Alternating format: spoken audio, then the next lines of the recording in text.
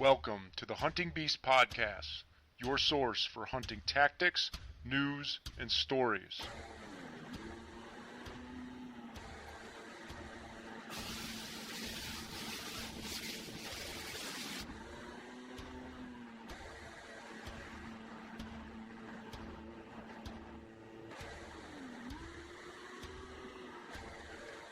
And now your host, Mario Traficante.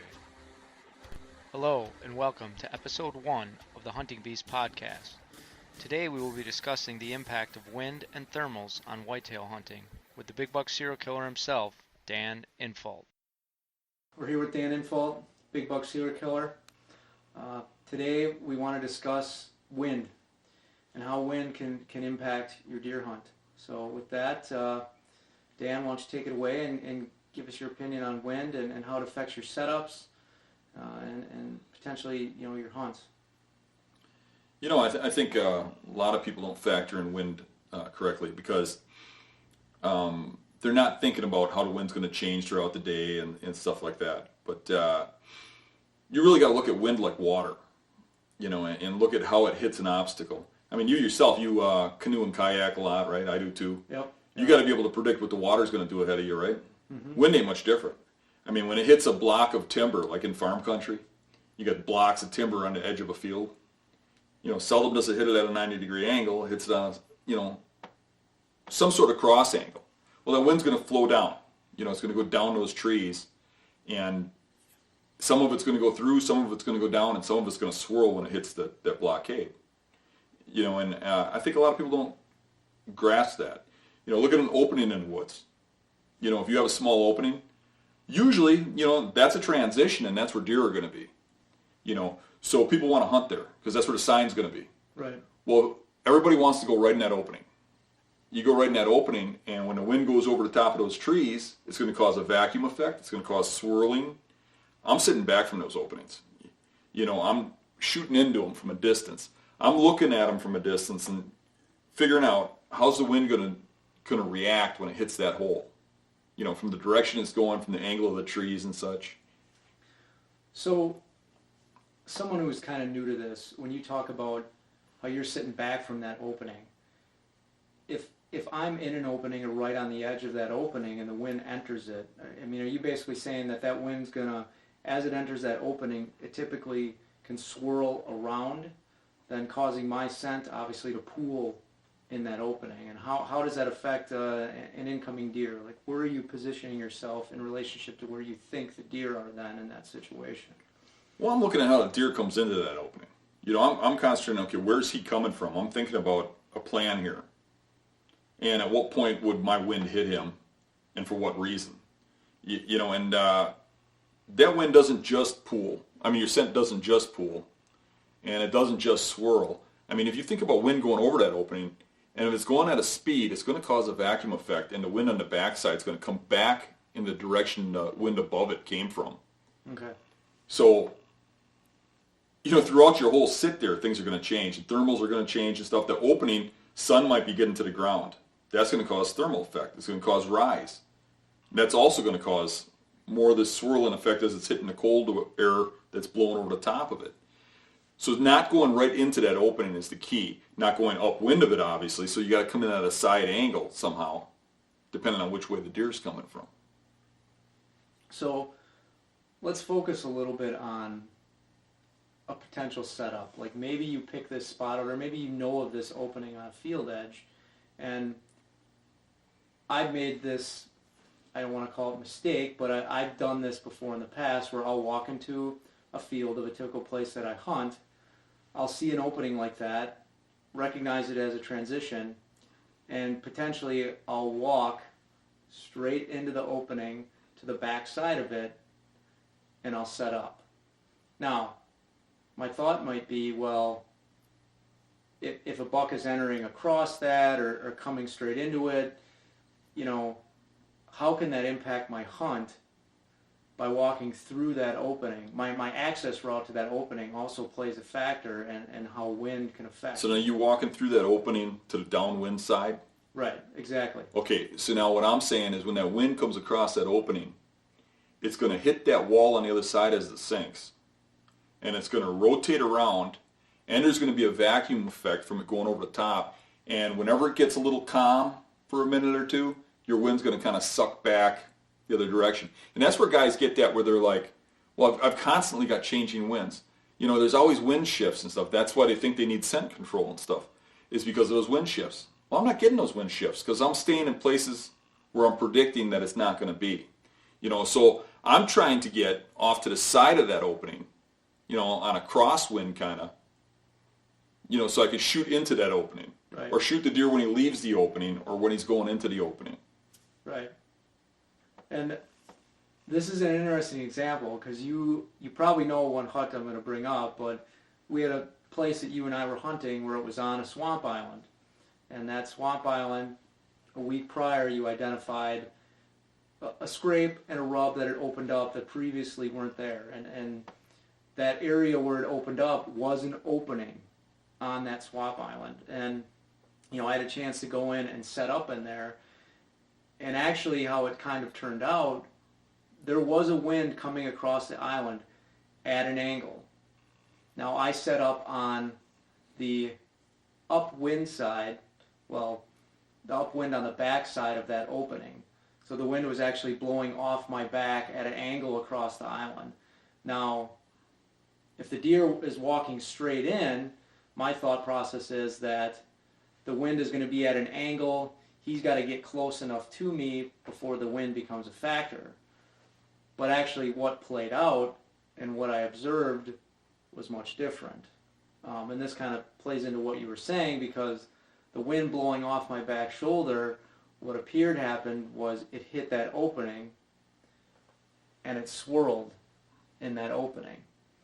Because I had that buck come in, and what was interesting about the hunt is that, and you picked this out, was that an immature buck came in earlier and he ran right through with no regard to the wind or direction or anything. But when that mature buck came in, the instant that he got into that opening, he raised his nose and he started scanning. And I don't know if you want to talk about a little bit, we went back to that spot in the spring to scout, and you asked me what tree I set up in, and you kind of did a little critique on what you felt the wind was doing and how you would have set up differently. Yeah, I remember that hunt well, okay, because the day before, I was coming out of that swamp, and I had to cross that island. And when I came across that island, I noticed all those scrapes were really opened up, and a big rub line was opened up, and I knew that that was adjacent to a doe bedding area. And I knew the reason that was opened up is there's a big buck monitoring those does. It was obvious that all of a sudden, all this sign, this thing's hanging here. And I know, when is he going to monitor does in a bedding area? During daylight, when the does are bedded there. Right. So you know he's cruising in there in daylight. Sometime during the day, he's checking on that.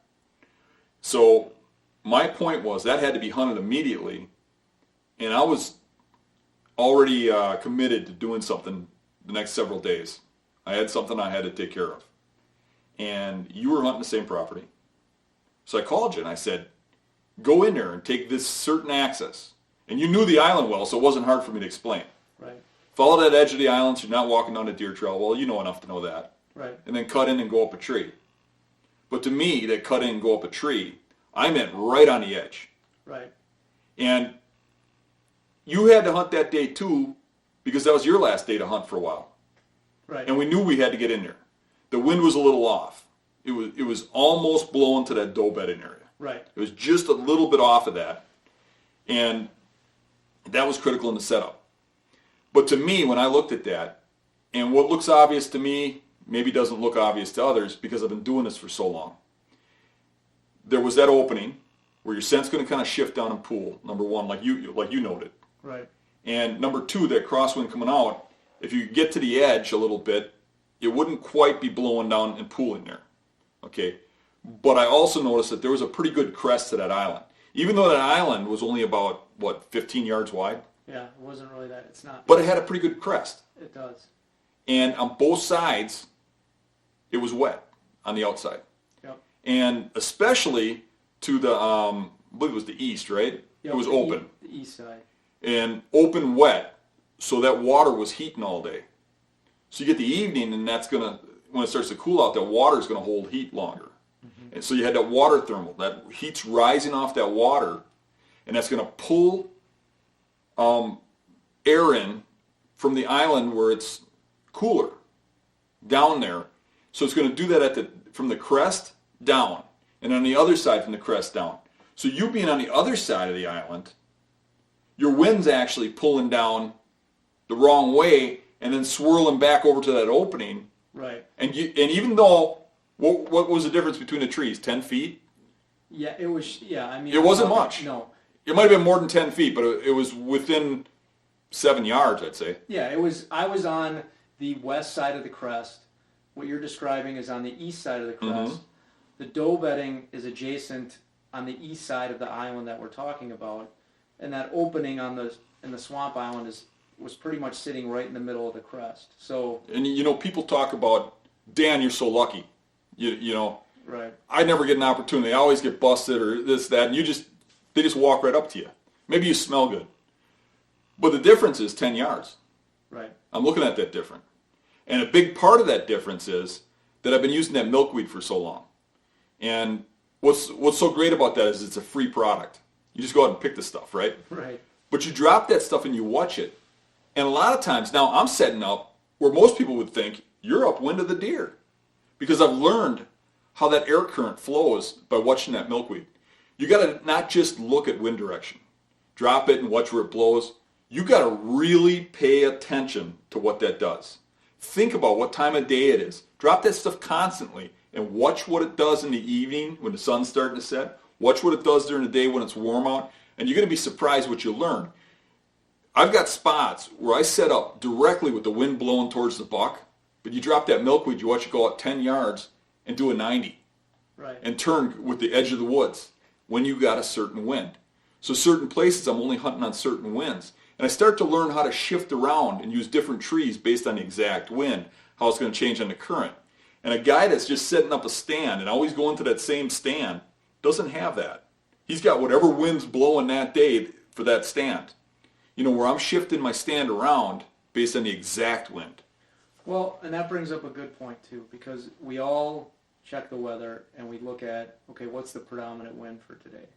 But you made an interesting comment that, based on the layout and the topography of the place that I'm going, once you get inside a little bit of timber in a swamp, the predominant wind is going to be traveling at the greatest velocity up high in the trees.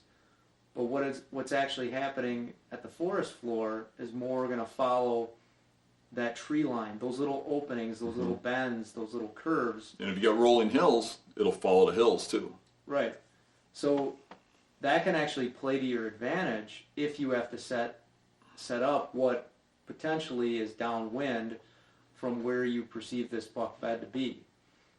So that case right there, ironically enough, was literally, like you said, 10 to 15 yards difference. If I set up on the east side of that island, my wind is not blowing in, not getting sucked into that opening and swirling, and I potentially have a kill shot on that mature buck when it comes in.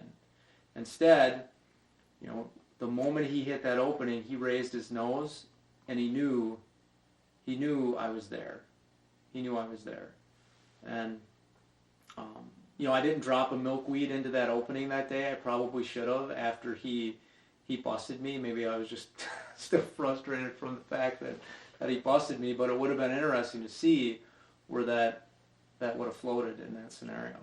One of the real important things to me is that when you fail, you don't just shrug your shoulders and walk away. Why did you fail? You learn the most out of your hunts when you fail. Because if you succeed, you really don't think much of it. But when you fail, if you nitpick that down, why did I fail? And you fix those things. And you do that every time you fail, you're going to do nothing but get better. Right. So I guess to summarize that little point about wind, understand your predominant wind, right? Understand your access point to where you're going. Because if you walk across that area like I described in the first example, and get your scent between you and that access point of the deer, you're not setting yourself up for success, because your scent is going to be taken back out to them. And I think know the topography of where you're at, right? Know how that potentially can control the wind. And I mean, you've said this, you've posted this many times on your hunting blog, thehuntingbeast.com, but you know, what's your best tool for understanding how wind flows when you're in the swamp, when you're in hill country, when you're hunting field edges, when you're doing anything like that? I mean, what do you use? Milkweed. Yep. Yeah. Yeah. So, you know, to go further than that, there's probably a lot of guys that have never used milkweed that are listening to this. So the difference between milkweed and a little squirt bottle of dust or a little string on your thing is you can see the currents. Because when you drop that milkweed, it follows that wind current wherever it's going. It doesn't just go straight. Because when you blow that dust thing, you see the dust go up and go down, and you go, okay, the wind direction is going that way. That doesn't necessarily, that means where the wind current's going. That's where the wind's going, right at you. right. You know, and I was hunting Iowa a couple of years back, and I shot this really big 8-pointer. And that hunt was unique because my friend Andre invited me down on that hunt. And I was hunting all over the place looking for this thing, and a week had gone by, and I hadn't seen him yet. I've seen a lot of nice bucks, but not the buck I was after. And he comes back from a hunt, and he says, hey, that buck you're after is using this one ridge. I've seen him up there. We got him on the camera up there. I think there's a good shot up there, and it was my last day to hunt. Mm-hmm. And he says, I'll tell you something. He says, them big bucks don't come out in the opening. They're following the ridge, which I already know, you know. But he says, there's one tree set up in there. He says, it's my kill tree for that spot. He says, I think you should try that tree. Because he knows I don't like hunting other people's stands. But with him, I kind of trust him. And okay. Right. And he says, you're going to be tempted to hunt a little lower because this stand's, 30 feet up. He says, and there's a good opening about 20, 25 feet up. He says, but every time I hunted that, he says, you drop the milkweed, it goes right down in the hole and the deer wins you. He says, I couldn't beat it because there's a way the current went through those trees. He says, one day, he goes, I kept trying to hunt it because there's big bucks cruising through there. Right. He says, but one day, he says, he let that milkweed over by his head and it's going out. And he noticed that when he puts it by his feet, it drops in the hole.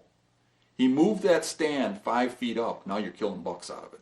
So his example was he was dropping milkweed by his feet, air current was being sucked down into the opening, and then one day he lets it release up by his head, so literally, yeah, a difference of 5 feet. Right. And he moved that stand up 6 feet or so. That's it. I could see the marks in the tree. It was literally like 6 feet. And now you're in the wind current and it's blowing over the deer. Right. Right. And the way that ridge was, you had to set up upwind of those deer because they're cruising the side of that ridge. You can't get on that ridge without blowing everything out of there. Right. So you had to come in from the field, go straight up a tree, and you got a little opening there. But you had to be at a height where it blew over. And you wouldn't know that with dust. You wouldn't know that with a string. But that milkweed told the story. Right, because you'll know which direction that current is actually going to take your scent past 5 yards. Right. Which is key. And that's another good point about understanding the setup that you're going to. Because a lot of guys will say, well, then I'll just get 30 feet up everywhere I go.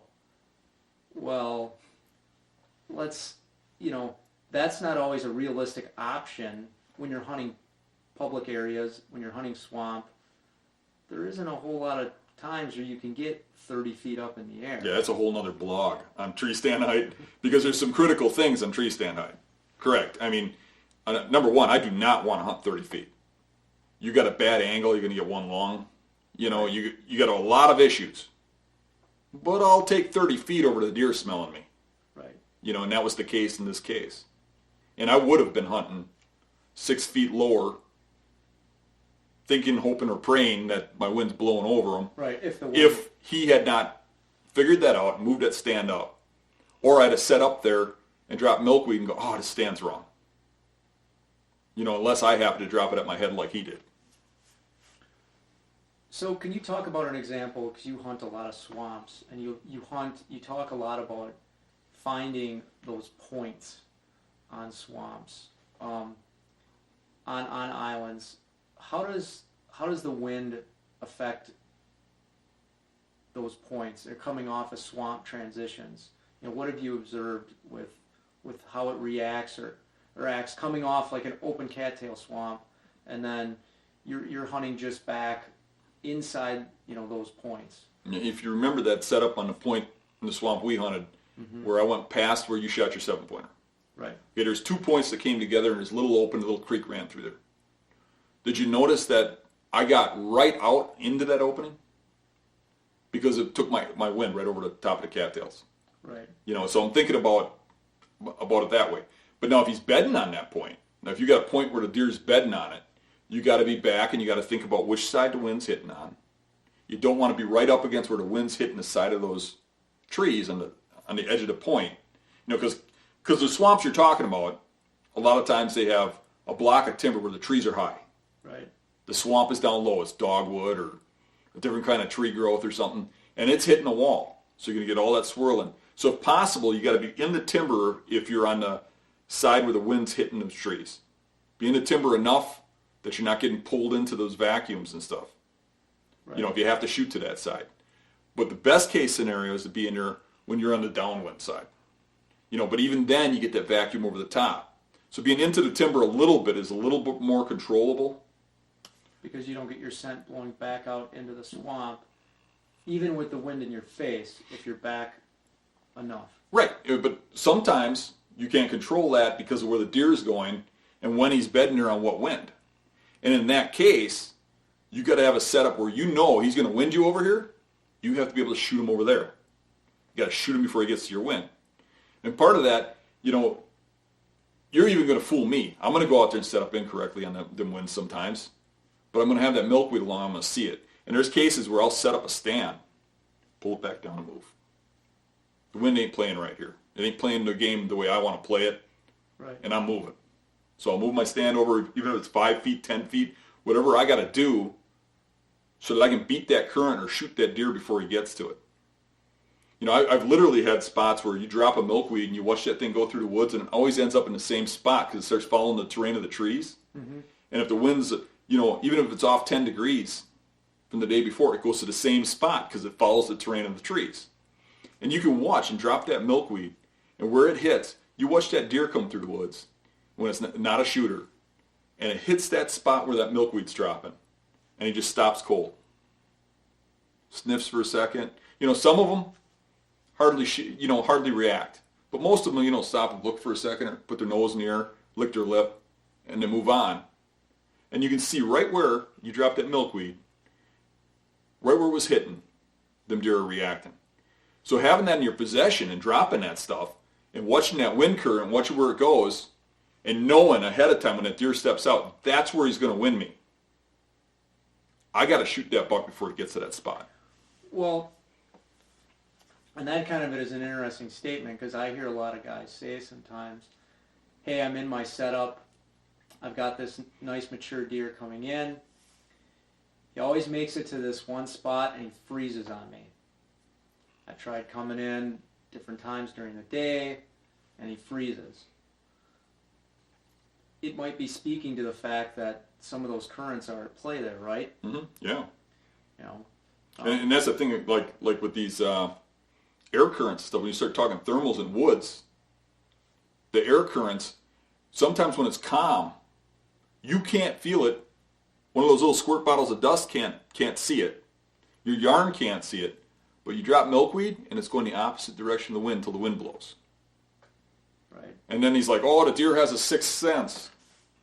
Not really. I mean, you and I both observed dropping milkweeds where we've had them cast away from us and then rotate around. Yep. And come right back in. So back on the topic a little bit of thermals and how that affects. I mean, sometimes I've hunted spots in swamp where I've had a large pond or significant body of water next to the island that I'm hunting. Or there's been a lot of topics on the forum setting up next to a river's edge in hill country. And guys ask about, well, how can I play the thermal of that body of water either in the morning or in the evening? And if you want to talk about that or discuss that a little bit. Okay. Well, if we're going to talk about water thermals, basically, there's two things you need to know. I mean, it's the same thing with regular thermals. You know, heat rises, cold drops. So the cold air expands and the warm air rises, right? So if the water's cold, colder than the air, then it's going to hold steady and it's going to push your scent away. If the water's warm, warmer than the air, it's going to pull your scent in. So you could take like a trout stream or something where it's bubbling out of the ground, it's always ice cold. Right. That's always going to push your scent. But swamps, that water heats up. Shallow lakes, that water heats up. You know, ponds, water heats up during the day. Mm-hmm. So in the morning, that water's usually cold, stays cold for a while. It's pushing your scent away. So if you set up on the water's edge, it's pushing your scent towards the deer. You might have the wind in your face, but it calms down, your scent's pushing out, right? But in the evening, that water's heated up all day, the sun's shining through to the mud on the bottom, the water's getting warm. Now, that water's warm, the sun goes down, shadow hits the trees and stuff, starts to cool. Well, that water stays warm. It's like bathtub water. Right. It stays warm longer than the ground does. So the heat's rising off that pond. So now it's sucking your scent down. So now when you set up, you got to figure that, okay, when the sun comes in, or when the sun goes over the hill, this is going to cool down, and that's going to start pulling my scent. So you set up near the edge of the swamp, you know, where there's water in the swamp. Right. Near the edge of a pond. So it'll pull your scent in that calm period just before dark away from those deer. So you see now where we hunted, we're hunting points, and we're going up the side of the point and getting set up right along the edge when the deer's going to go down the middle because we know that scent's going to get pulled out over the swamp. Right. Okay. And it does, right? Yeah. So it's predictable. People just got to understand it and be able to predict it. So how you describe that is if I'm set up, well, again, depending on what side of that point I'm set up on, I've got to factor in where I figure my predicted deer traffic is going to be to play my scent being pulled away in the opposite direction of where that deer is coming from. And that can differ from what the predominant wind is when I first get in there. Oh, correct. Absolutely. Okay. And you got to figure that most evenings the wind dies just before dark. Right. Right about when those deer come out. And that's when those thermals really take effect. And I'm going to say to the point of 90% of the time, the thermals are going to trump the wind. So you can set up with the wind blowing towards where those deer are going to be. If you're going to have a calm evening, that wind's going to pull right back down come evening. And that's where everybody's like, oh, my wind shift, I'm busted. Right before dark, the wind turned directions. Well, it did it for a reason. Right. That's interesting. So then, getting back to thermals, you know, and looking at hills, you know, I think a lot of people don't understand the vacuum effect too. You know, when you get into hill country thermals, when the air starts rising, when the wind's blowing over that hill, it's causing a vacuum and pulling the thermal up the hill. So it's not going straight up, it's going up the hill, carrying your scent up. Right. Okay, so there's some variations there too, where like if you have good tree cover and you have dark soil, like a field that's been plowed, that plowed field is going to have a lot of thermals because the dark ground is going to heat up. Yeah. During the day. Right.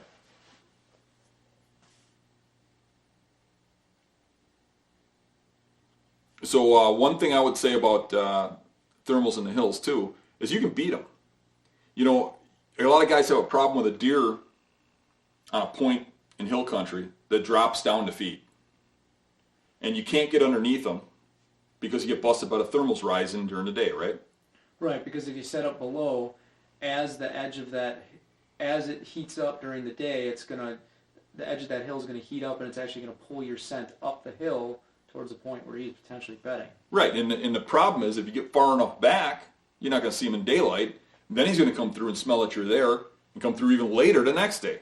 So in a scenario like that, well, a buck, if he's sitting off a point, he's probably going to be bedding, well, potentially with the wind to his back Yep. on the leeward side of the hill, so he gets that swirl. Mm-hmm.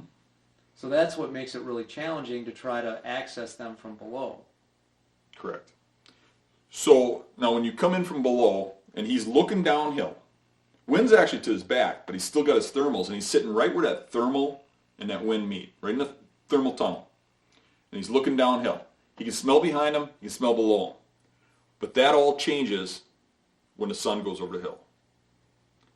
Once that hillside is shaded and starts to cool, all of a sudden the thermals will start to shift and turn around and start going downhill.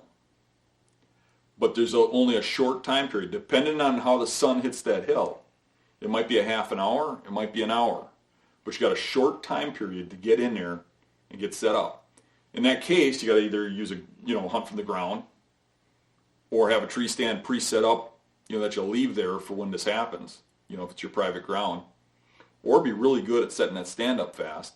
But you need to move in there, get set up quietly and fast, and then a lot of guys will look at me funny and say, "You mean you're hunting 20 minutes of the day?" Well, that's when the deer come in anyway. Right. You look at half of the deer I killed in the last hour. Well, and that makes a good point. Is if you could potentially in that situation set up 300 yards back, 400 yards back at, let's say, 2 o'clock, right? Mm-hmm. Monitor the wind direction, monitor what's going on, and then in that 45-minute window, make your move within 100 yards of where you need to be. Right. And when I hunt in that manner, that's basically what I do. I'm either sitting in a tree stand a ways away, which I usually don't because it's kind of useless to hunt midday outside of the rut. Right. But I do get close and just sit down and wait, with the bow or whatever, and I'm waiting for that period to change because you don't have a lot of time. You don't want to go in there, leave your car or your house at the change. You want to be close enough that it's a short move to get to where you got to be when that wind changes, but not close enough that he's smelling you with those thermals before it changes. And it's probably an important point to make that during that time of change, you're probably going to have some deer movement other than just this mature animal. I mean, what you're talking about is specifically potentially targeting a mature animal that is bedding there. Because you see it all the time where there's deer movement of doe or fawn or maybe even younger bucks at earlier times during the day. So you've also got to be careful of how you're transitioning to that spot to try to beat those thermals. Yeah, correct. Yeah. In a lot of the places I hunt, because I'm hunting a lot of public, have low densities. But when you get onto that private land and stuff, a lot of times you're kicking deer moving into that stuff because they get up, feed, move around or whatever in the higher densities. Right. That's tough. You sometimes, like you said, you sit back a little ways, maybe for a day, glass it, see how he comes out and stuff, see where he's vulnerable, from a distance. Right. And see what the other deer do and think about, okay, how do I get around the satellite deer? If all else fails and you can't get around them, I say you just walk in and spook them. They run out of there. Everybody thinks that's such a bad thing, but I've walked into bedding areas, had a doe jump up or a satellite buck that's bedded outside of the buck's, the target buck's bedding area, right. Run right through there, and you'd think that you're done. You climb up the tree, and half an hour later, the thing gets up right where the doe ran through, shakes off, and comes walking right in. I've also seen it where they get up and run, so It's not a good thing, but I'm saying it might just work. And you can't kill the buck if you don't hunt him. If that's the way he's coming down, and you don't give it a shot because you don't want to spook him, what are you going to just let him live there forever, right. unhunted? Yeah. You got to make a move at some point. And when you bust that move, if it don't work, figure out where he moved and hunt him there. Right. But if you're not hunting him, you're not killing him. Well, and I think with people listening, there's a couple key points that you made. One, you hinted on observing from a stand, checking wind directions, using milkweed, and using actual observation of the deer movement in relationship to the wind. And once you've sort of figured out a pattern, then move in. And then base it on, the science that you know about what the thermals are doing. So, and then also just the fact of taking a risk. I mean, if you don't get out there and actually try and put some of these things to practice and fail, you're not going to learn what you need to learn to be successful. Right. Absolutely. You got to experience a deer jumping up and running off that you want to kill to understand how close is too close. Right. You have to have been there. You have to spook a few deers to be in the ball game. Right. Maybe you want to talk a little bit about, and this kind of highlights on some of what you've done before, but what you talked about earlier, the swamp islands that you hunt, typically a lot of these are very narrow, and there can be predominant winds on certain properties. How can you account for that? For example, let's take the island where I shot that 7-pointer on. Okay, that's a very narrow island, and it's flanked on one side by swamp, where we figured was the doe bedding area.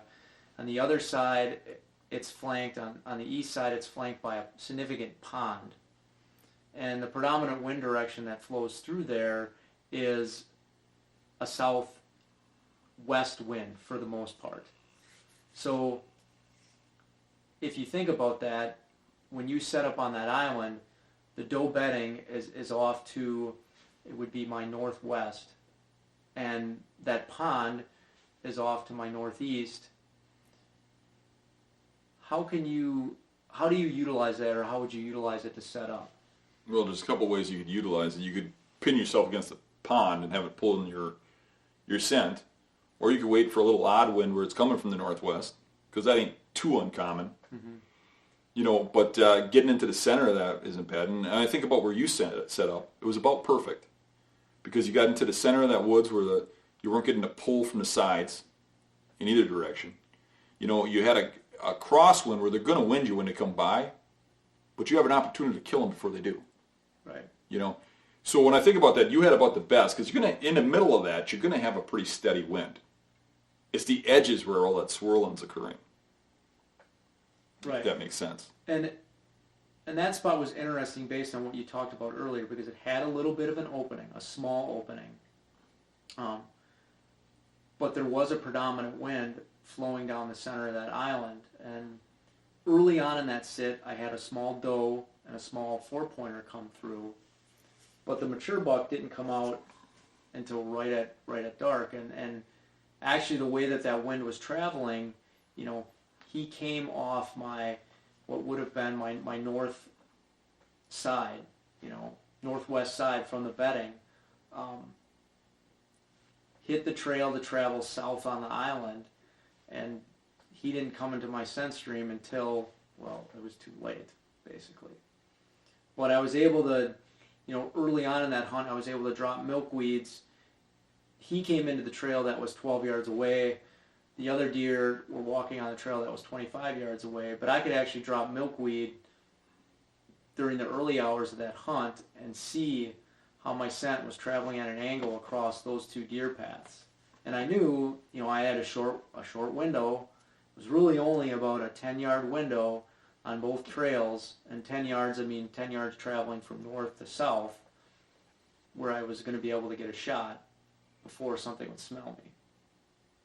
Once again, what was key? The milkweed. Because you're able to see exactly where they're going to scent you when they come through. Right. Instead of guessing. And those deer reacted. The doe and the 4-pointer, once they hit my set stream, tails raised, and they got a little excited. Not that they knew I was there, but there was a significant difference from when they were coming off my northwest shoulder, walking around. Once they got in front of me, so almost they were straight east of me, they got a little excited. Their tails raised, and they trotted off. Sometimes in those small islands, too, you can get up high enough. You can pick out a tree that's like an overly large tree for the little island and get up high enough to get in that scent stream over the top. Now, let's talk a little bit about wind and the use, how bucks use wind to potentially monitor doe bedding spots during the rut, because you've pointed out, we'll talk about islands in the swamp first, and then we can get into a little bit about ridges and hill country, but you've pointed out these areas to me before, and one in particular when we were doing some spring scouting, about how the relationship of a buck bed to where a satellite island is, where we found a lot of doe bedding, and again, the predominant wind. So, speak to that a little about how they monitor that. Okay, in that case, we're doing what I like to do, and that's every time you have a failure, when the season's over, you go out there, or not just a failure, but let's say you see a deer, a target buck. Right. Whether you shoot it or not, you backtrack it. Let's find out where he came from, what he was doing, why was he here, right? And you had an opportunity at a big buck. So what we did was we backtracked that buck right to his bed, and what we found is that was a rut bed. And that bed was put in his position specifically to observe does leaving a doe bedding area that we knew about, right? And if you think back, when you saw that buck, what was he doing? A doe came in from that doe bedding area, and he popped up out of nowhere, and all of a sudden he's on that doe that was alone when she came on the island, right? And what happened? Another buck popped up from another spot and came in and followed her, right? Right. Those are rut beds. They're watching those does in that doe bedding area. And they weren't necessarily downwind of the does, but in a position where they'd hear and see those does get up and leave that doe bedding area. Right. Right? So then we, from that, we knew exactly where that, buck was bedded there and where future bucks will bed there from now on. Because that's the thing people don't get either, is they think that bedding's random. It's not. Well, that'll repeat year after year. And anybody that wants to argue with me hasn't hunted the way I have and hasn't looked at beds the way I have. Because I've gone out and found this stuff, and year after year after year, see them bucks in that same spot. Right. Well, and the other thing, if you look at the position in that specific case, if you look at the position where that massive scrape was in the rub, again, right at the apex of that island, where from a vantage point that buck could hear and see and smell, and that doe, she walked right up to the top where that scrape was and sat there. She was a hot doe, so her scent was traveling off that island. And not a minute later, that mature buck got up to give chase to see what was going on. The other one I wanted you to touch on is that other buck bed that we found that was just off of the island next to the pond. The parking lot buck, the one we kept seeing at night. And that had a lot of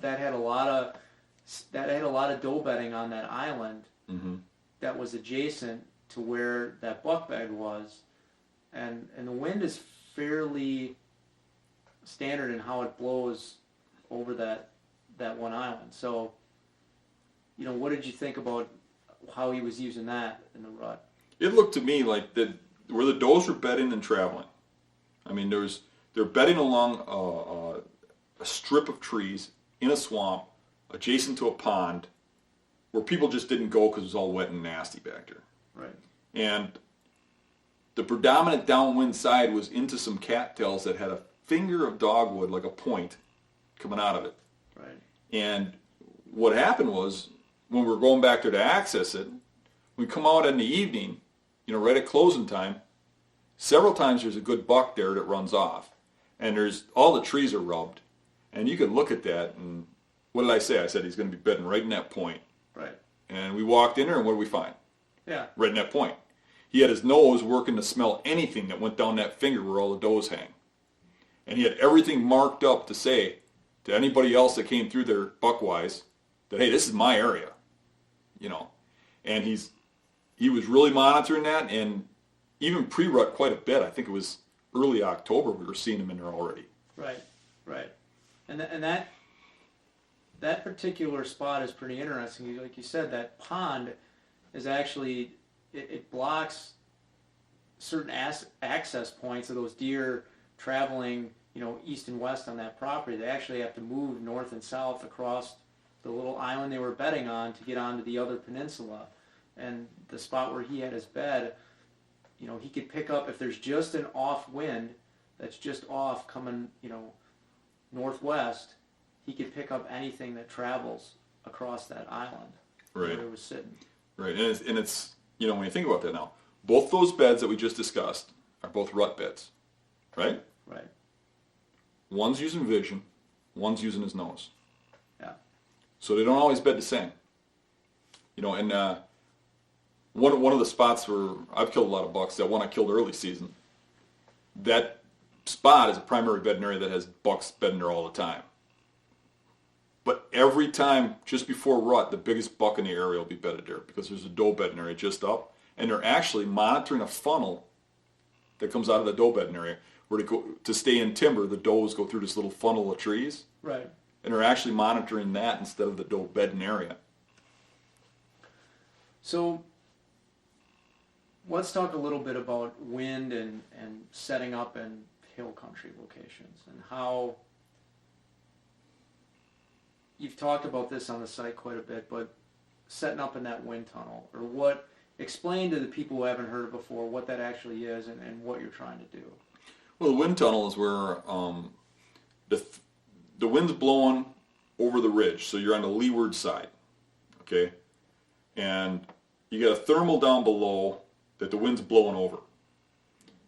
So the valley being heated up, the air's rising, and you got the normal air blowing over the ridge. And there's a vacuum that occurs that pulls that air from the valley up the side of that hill. And depending on the size of the hill, it can actually be a pretty strong wind if it's a hot day. Right. Going the opposite direction of the regular wind.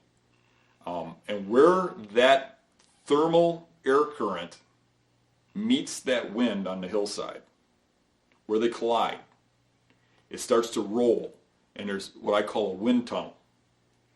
And right where that collision takes course of those two air currents meeting is where bucks bed, and it's where they cruise during rut.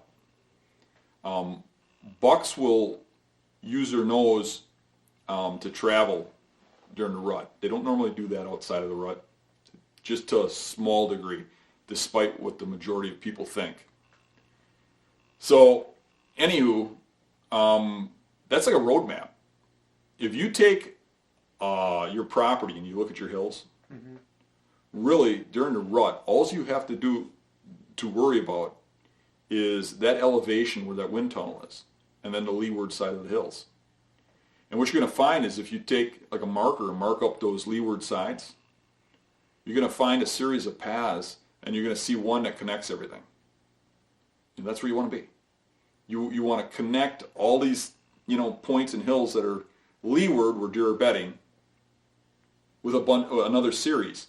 So if you get one ridge that connects a whole bunch of ridges, from a whole bunch of ridges, the bucks are going to cruise through there looking for does, because they're going to go from doe bedding area to doe bedding area during the rut, and they're going to cruise that leeward side. So you're trying to find a funnel that's not really like a funnel like a narrow point. Right. It's going to be a funnel of only one ridge cuts over there that's on the leeward side. Right. And when you get up there, I guarantee you eventually bucks are going to start going through there during the rut.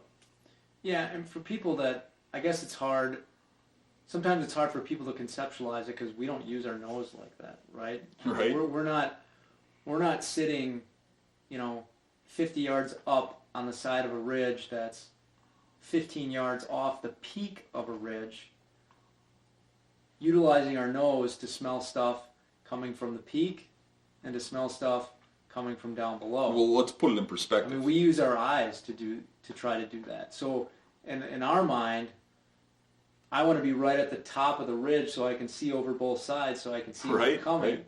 But a deer, it's not thinking that way. We'll put it in perspective. A deer has almost 300 million receptors in its nose, and it's got a bomber nasal organ that our scientists still don't even know exactly what it does. Somehow it breaks down to sense, and anywho, we've got 5 million receptors. No bomber nasal organ, right? And the only thing that can smell better than a deer that I know of is a bear, and they can smell slightly better. Right. And you watch these radio collar things with bears when they come out of their dens and they're hungry, and they start traveling around, and watch them turn and go at a 90-degree angle in a straight beeline right to a food source because they smell it upwind. It's unbelievable. They can smell a piece of food from 10 miles away in the wind current and go straight to it. You know, and deer smell about the same as them. So why would they cruise that thermal tunnel? Because they can smell everything upwind and everything downwind because of the thermals. So if they go near a doe that's in heat, they're going to smell her. Right. That's why they bed there, even outside of the rut. I mean, they're always bedding in that thermal tunnel. And then they bed on points too. Why would they pick a point? Because that thermal comes in from multiple directions up that point and meets at the tip. So now they can smell in a radius around their bed. Right. Upwind, downwind, sidewind. So now how do you get them? Well, and I think, people underestimate the smelling ability of a white-tailed deer. And I think, compare them to a bloodhound. No one will ever question the nose of a bloodhound. And yet a deer could smell better. Right. And yet, again, you guys listening to the show can go out and do your own research, and you'll find varying topics on, between bloodhounds and deer and whatever. But the fact of the matter is no one questions a bloodhound's nose, yet, a deer's nose is just as significant. Just to summarize in general, I mean, we've pretty much touched on all the high points of wind. I think the big thing is understand your wind direction when you're going into an area. So check the weather, find out your predominant wind. But when you get into an area, get yourself some milkweed and understand how it's flowing across the topography that you're in. Being somewhat mobile too, because Yeah. you don't want to lock yourself to a tree, despite the wind. Being mobile helps.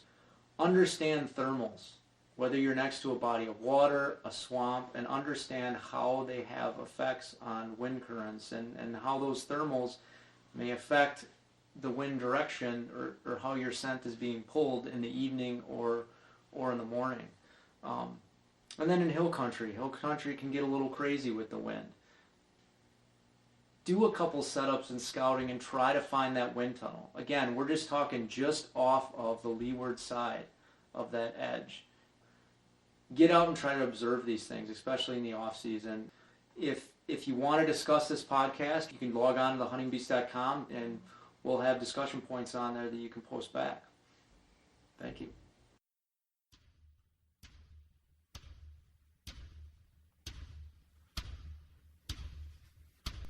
That concludes today's podcast episode. Please go to thehuntingbeast.com to post any discussions, questions, or comments regarding today's podcast episode.